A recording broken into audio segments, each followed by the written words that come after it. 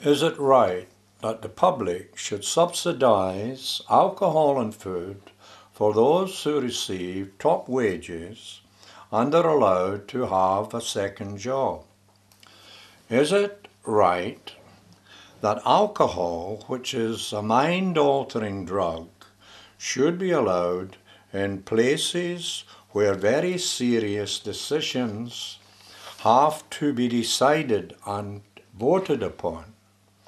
I wrote a letter regarding this to the Prime Minister and received a three-line answer telling me that my views were appreciated by him.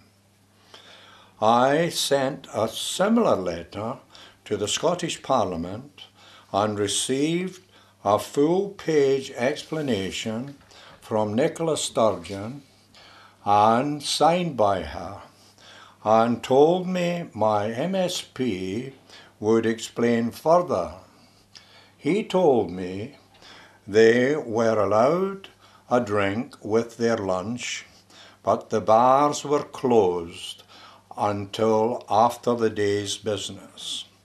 Is it right that a young man I have been caring for over the past 8 years should have his care component stopped because he can wash himself, take a shower, and put his clothes on, and speak to people, something he never does? He only speaks to myself and his mother and doesn't associate with anyone else. He suffers from agoraphobia and chronic OCD. The people he sees are only myself and his mother. He was accused of taking drink and drugs when he lived in a flat for 20 months, but had a neighbour above him who continually turned a tap of water on where she had bad plumbing, and this made a terrible noise which exasperated me, far less him, with a chronic anxiety, and eventually I had to take him away from beneath that woman. Therefore, he has found it difficult to stay in flats near neighbours because of his anxiety. When people find out he suffers from OCD, they try to get him out. Not all of them, my neighbours, not one of my neighbours complained about him over a 4-month period. But he decided to go into bed and breakfast. He pays his own £140 a week rent. It was 175, but we had it reduced because he doesn't eat the breakfast. His mother takes his food into him each day, tidies up and makes his bed, etc. And the lad never leaves that room except to go to the toilet. And they have stopped his care component.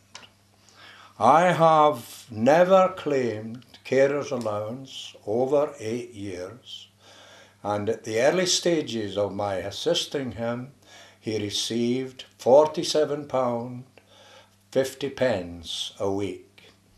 This is what the government said he needed to live on. And I had to subsidise that by taking him away from an association block of flats where most of the young people in there had similar problems like him, and their drugs and drink were very apparent there in that building. So I took him away to private flats, but had to move him on 4 different occasions because of problems regarding neighbours. And now he has decided himself to book in to this bed and breakfast place, which sometimes takes people from the council as a halfway house. He doesn't drink and doesn't take drugs, but was accused of this by the council at a meeting that I attended for him. There was a policeman, a councillor, a manager of the council, and 3 associates and a solicitor. I asked where the medical people were and was told the doctor couldn't come. I had papers regarding the lads at that particular time, the way he had started to bring himself round. He didn't drink for 3 years, didn't take legal highs, which are about to be banned, I believe. I'll wait and see it when it happens. But, however, he pays £140 a week rent, gets nothing from the council. If I mention council to him, he takes a panic attack because of the way that he's been treated by them. And now I am going to try to get this care component put back, and I will advise you of how it turns out. Thank you very much for listening, and God bless you all.